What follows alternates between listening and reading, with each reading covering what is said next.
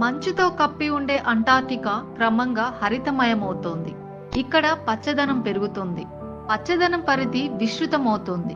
గత 3 దశాబ్దాల కాలంతో పోలిస్తే ఈ పరిణామం ఇటీవల 30% పైగా వేగం పుంజుకున్నట్లు సైంటిస్టులు గుర్తించారు.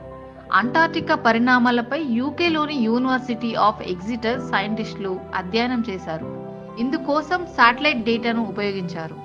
అంటార్క్టికాలో 1986లో చదరపు కిలోమీటర్ కంటే తక్కువ వైశాల్యంలో పచ్చదనం ఉండగా 2021 నాటికి అది 12 చదరపు కిలోమీటర్లకు చేరుకున్నట్లు తెలిపారు. ఇక్కడ పచ్చదనం పెరిగిపోతుండడానికి కారణం భూతాపం, వాతావరణ మార్పులేనని చెబుతున్నారు.